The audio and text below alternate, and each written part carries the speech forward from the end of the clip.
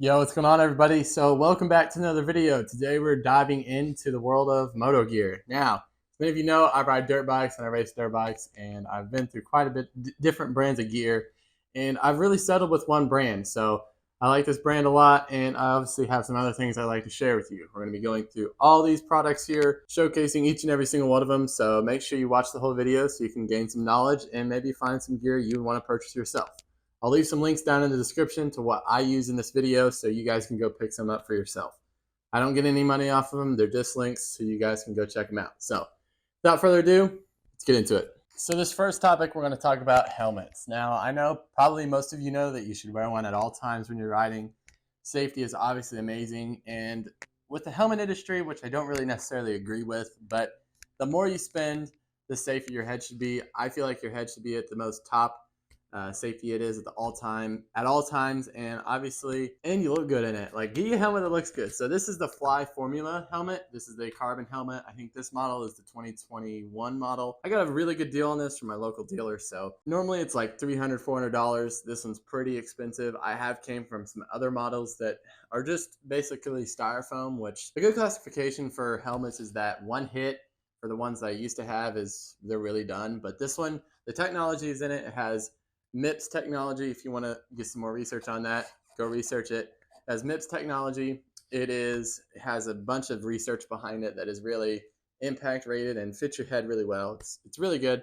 It's not the top of the line helmets, but it's about mid range. So another thing is you want to look for certifications. So this helmet is DOT approved. So it'll say on the back, it'll say DOT approved, and it'll say it right there. So make sure the helmet you get is DOT approved. That stands for Department of Transportation Services. So that kind of ensures that it's safe for you to wear and it's good. But I highly recommend make the helmet the thing you want to invest the most money in. So let's move to our next product. So the next piece of gear we're going to be discussing is goggles. Now, we're going to start from head to toe, and then, yeah, basically. So goggles. Goggles are super crucial for good vision. You never, ever, ever want to ride without goggles. I've made the mistake one time and actually had a bee fly straight into my eye, and I have wore goggles ever since. So make sure you wear your goggles.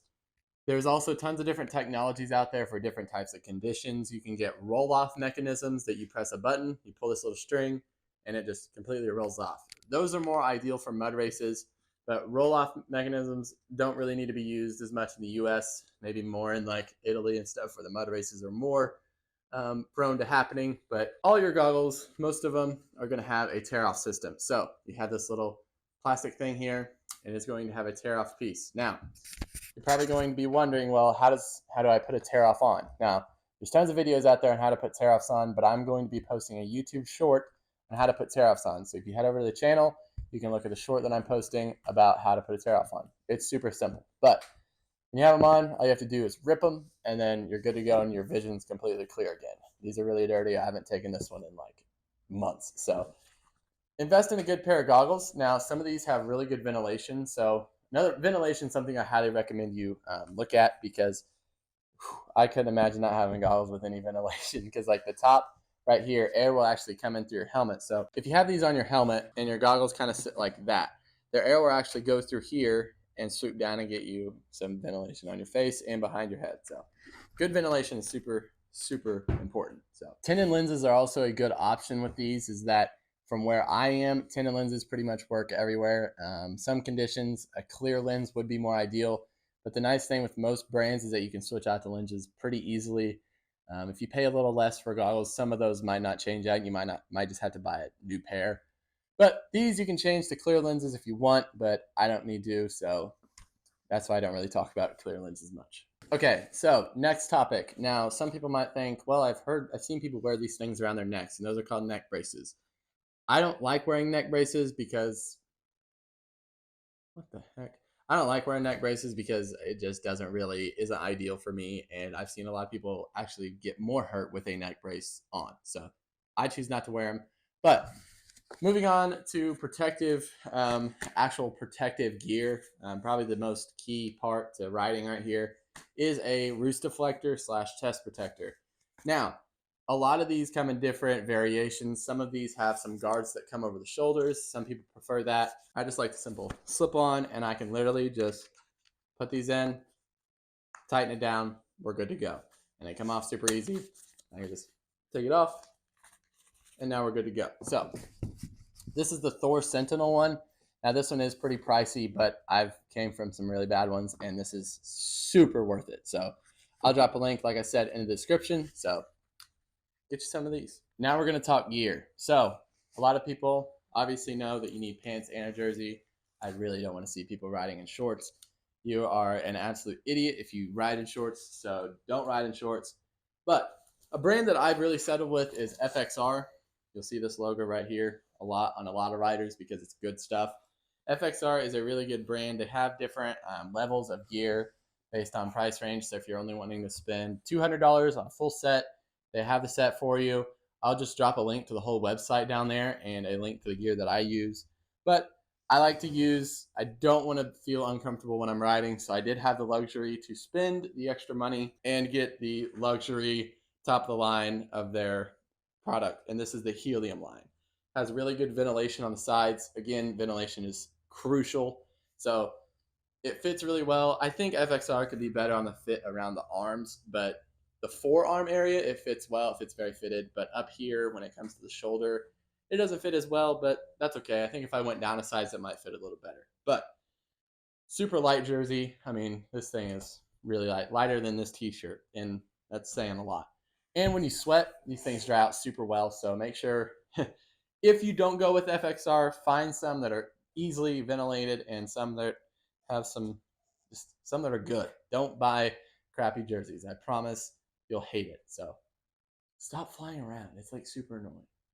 We have these stink bugs that like they're out this time of year, and it's like, holy cow. When it comes to pants, I like to get obviously FXR. You want to get gear that ideally matches. So pretty much all brands have gear that have a full set.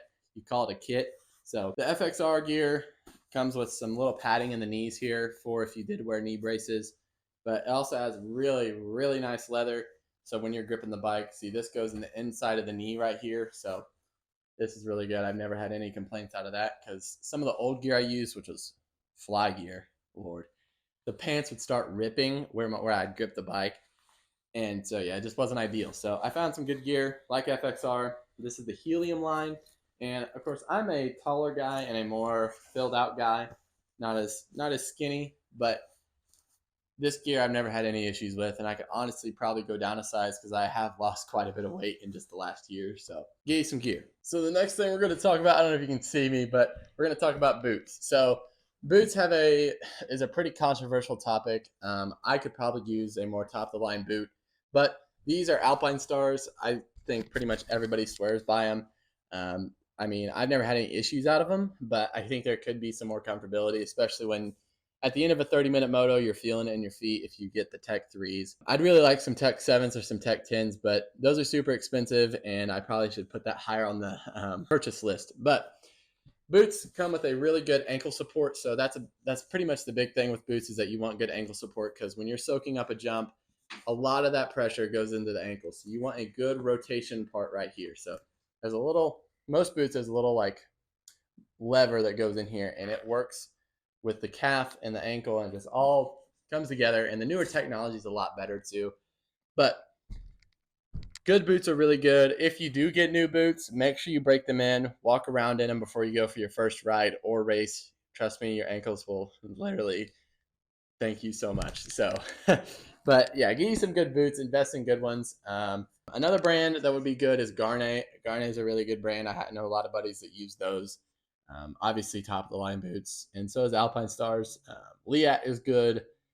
I would stay away from Fly if I was you, because you want good support on your feet, and you obviously don't want to be breaking anything if you did get in a wreck. So you don't want that reason to be because you had bad boots. So I love these; they're comfortable. I have a huge foot, and Alpine Stars does a great job at supplying me sizes that fit me. Next thing we're going to talk about is gloves. I got gloves to match my gear, which is FXR. FXR gloves are super good. They fit around your hand really well. And the best part is that there's no strap, so you don't have to worry about Velcro strapping them on. They just fit over your hand and are great for riding and everything. I never have to worry about them coming off. I wear an extra large hand. That's the size hand I have, a huge hand. And so I never have any issues with these. Washing, drying, nothing. You can wash and dry all this gear. It doesn't really have any effect. So yeah, FXR gloves are great. So invest in some good gloves so you have good grip. Obviously, you want great grip on the bike. And so yeah, get you some good ones. Gloves normally run you about 30 bucks, which is pretty much ideal. 100% has good gloves. I've used those before. I've used obviously FXR. Fox is good. Those are like my play around gloves. I use my Fox ones, but these are normally just training gloves. But gloves are great. Okay, moving into the next topic, and that is going to be accessories. So you're probably wondering, well, why do I need accessories? What I've always liked to do almost every time I ride is throw a GoPro on. Now, it doesn't have to be top of the line Hero 10 like I use, which mine's really not top of the line anymore. It's kind of like 3 years old. But anyways, um, Hero 10 is great. I think you don't really need anything more than Hero 10. For me as a content creator, I probably need to get some a little bit better. But Hero 10 like this will record 4K at 120 frames per second, and it does great. On my videos, I am going to be making videos soon. So if you're interested in how I actually record my vlogs and POV GoPro footage, I'll be making a video soon on that. So stay tuned. But get you a GoPro. It doesn't have to be this. You can go on Amazon and actually find some a lot cheaper than this. A good accessory is because you can go out and if you're taking this sport seriously, motocross, enduro, anything, throw one of these on and you can actually really learn a lot by rewatching your video and knowing, oh, I could have done this better. Something you wouldn't really notice when you're riding. So get you a camera or a GoPro. Another thing enduro riders like to use if they're going out on a big woods ride is camelbacks, water packs, whatever you want to call them. They're just a little straw that comes in and you can drink out of. But yeah, I'll get you one of those if you want. I don't use them because I don't need them because I'm not going out for any longer than 30 minutes normally, maybe 45. And there you have it, guys. If you're a seasoned rider or just getting started, this is the gear that I would pick up. Really good stuff. Will get you on the track and keep you safe if you do get in a wreck and safe from other people. Like I said, I'll drop links all the way down in the description. Head down there. I'll also drop some playlists to other videos that you guys could go check out. So head over to the channel if you haven't. Watch some videos, subscribe, and really just enjoy the content that I have on there. If you guys like this, make sure you hit a like button. Hit the subscribe button if you already haven't, and give me some feedback down in the comments. I'd love to hear from you guys.